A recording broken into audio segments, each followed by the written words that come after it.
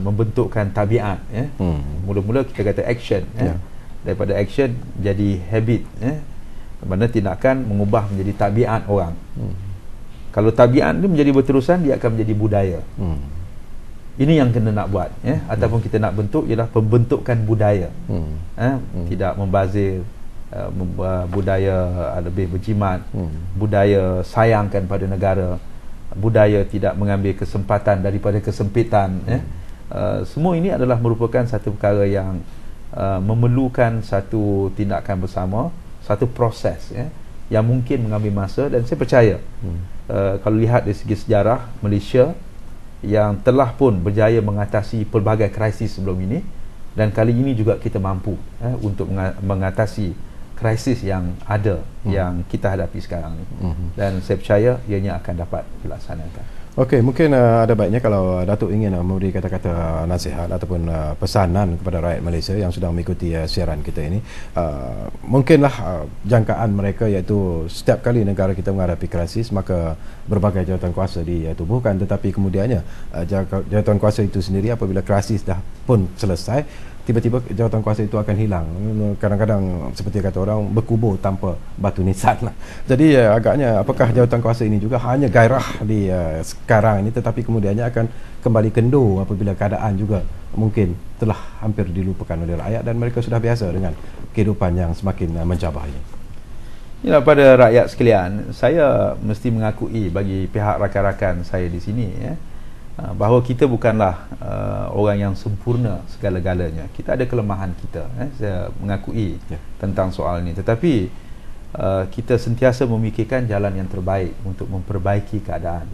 Yang pentingnya kita sayang pada seluruh rakyat dan kita sayang pada negara ini. Kita jangan hancurkan negara yang telah kita bina daripada dulu sampai sekarang. Apatah lagi diberikan pada orang yang tak terlibat dalam pembinaan negara yang tercinta ini, ya. Sebab itulah kita sama-sama memelihara negara kita dengan satunya bersifat lebih sabar, lebih tenang, di samping memberi sokongan kepada apa jua cara, kaedah yang kita gunakan bagi mengatasi masalah yang ada pada hari ini.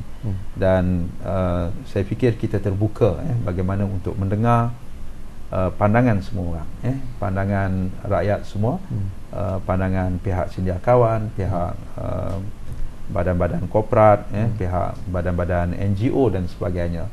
Apakah cara yang terbaik? Dan sudah tentulah kita fikirkan yang penting masa depan. Kalau rakyat semua memikirkan hari ini lebih penting pada masa depan, pada anak cucu mereka, kita akan dituduh oleh anak cucu tak lama sebagai generasi yang tidak bertanggungjawab. Banyak kerajaan hancur kerana perbuatan kita, dan rakyat kita tidak sedia untuk menerima hakikat kita hancur di masa depan. Dan inilah yang kita nak ajak, supaya kita kena sayang anak cucu kita.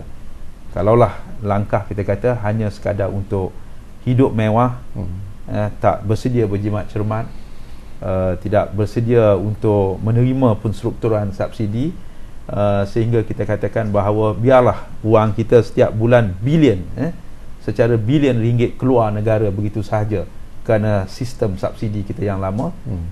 Saya rasa itu adalah merupakan satu perkara yang mesti kita renung dan fikir kembali. Dan kita lihat banyak negara yang telah maju apabila dia mengubah sistem ini. Dan yang keduanya, kalau orang mengatakan subsidi itu hanya dikaitkan dengan mentaliti subsidi ataupun mentaliti fikiran subsidi dikaitkan dengan satu kaum saja, misalnya orang Melayu saja.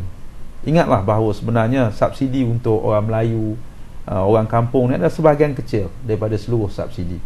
Subsidi yang terbesarnya, kalau yang tadi 10%, kalau daripada 56 bilion subsidi itu, 5 bilion saja untuk petani dan nelayan dan sebagainya. Yang selebihnya semuanya untuk minyak selama ni. Dan minyak ini diperoleh untuk semua orang, termasuk orang kaya, termasuk orang ada 10 kereta, termasuk orang daripada luar yang datang. Dan mereka inilah sebenarnya yang mempunyai mentaliti subsidi yang sebesar-besarnya hingga tidak sanggup untuk mengorbankan keadaan pada hari ini. Dan inilah perlu kita lihat kembali, di mana mereka itu perlu berkorban, menerima hakikat zaman bermewah, mungkin terpaksa kita